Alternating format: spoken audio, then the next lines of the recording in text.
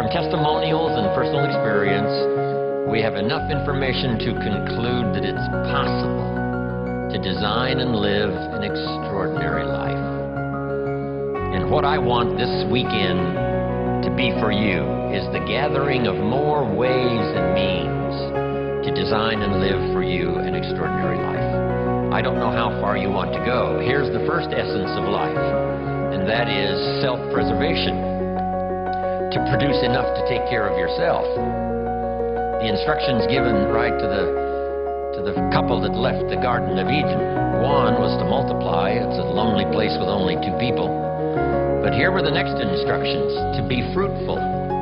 How fruitful, how productive should one be? And here's number 1: to produce enough to survive. To produce enough to take care of yourself. And self-care is important. If you're flying on an airplane, the flight attendant says if for some reason we run out of oxygen, these oxygen masks will fall from the ceiling. And if you have children with you, quickly take care of them, then take care of yourself. No.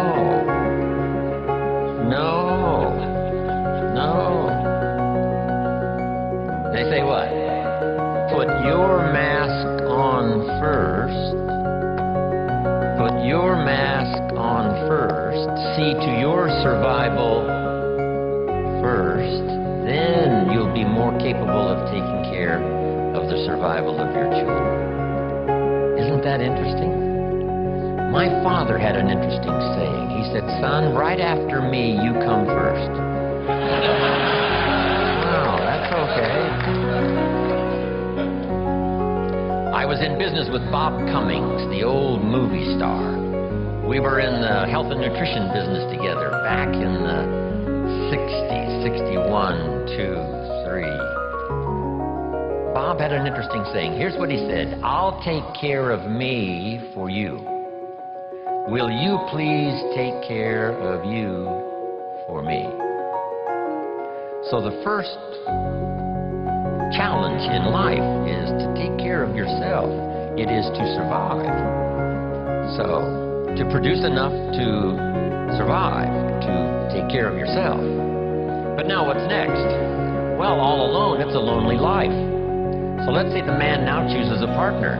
Now he must figure out how to produce enough for himself and his spouse, his wife, his partner. Someone says, well, why do that? Why not just take care of yourself? And the answer is, it's a very small life. It's a very limited life. We wouldn't call it flourishing. We wouldn't call it abundant. Just taking care of yourself. That is the first rule, but that's only the beginning. So the man gets married. Now he must produce enough for himself and for his wife. And here's the key phrase to make a note of: to live the higher life. A life of togetherness. The storyteller says, it seems even God didn't want to be alone. He created all of these angels. So, to join with someone, now you must produce enough for yourself, for your partner. Now, is that it? The answer is no. How about children? Let us have children. That's a unique experience. So now if the man has a wife and now he has children, here's the challenge: to produce enough for himself and his family. Now someone says, well, why take on all of that? Why not just take care of yourself? You could, yes, but you couldn't live this more extraordinary life without taking on the responsibility of having a partner, having some children, and live that kind of extraordinary life. So I think everybody would agree. Now, is that the end of it? No. Here's the next challenge: to produce more than you need for yourself and for your family. Someone says, well, now why start being ridiculous here? Yes, produce enough for yourself. Well, yes, if you want to get married, produce enough for yourself and for your spouse. Now, with children, produce enough for your family. family, but why do more than that? And jot down the answer: to live a more extraordinary life. So now the man produces more than he needs for himself and for his children, so that he can be a person of benevolence, so that he can give and so that he can share. That's the more abundant, that's the more extraordinary life. To produce more than you need for yourself and for your children. Is that it? Let's take it a couple of more steps. How about producing much more than you need for yourself and for your family? Someone says, well, now you're off the scale. I mean, why work that hard? Why go that far? Why produce that much?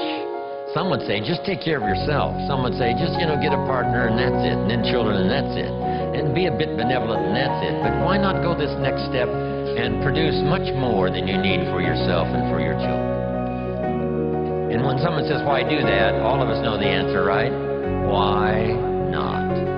If you've got the talent and the skill and the opportunity, why not put all of that together and see if you couldn't produce much more than you need for yourself and for your family? Let's say you earned $10 million this year, and you and your family only need $3 million, which would probably cover most families, right? Some families are more expensive than others, as I discovered. But let's say $3 million would, cover a big, high percentage. So now if you and your family only needed $3 million for the year, now you have $7 million to give. And someone says, what? Why do that? And the obvious answer is what? Why not? If you've got the talent and the skill and the time and the opportunity and the occasion and all this stuff comes together, why not? Let's go one more.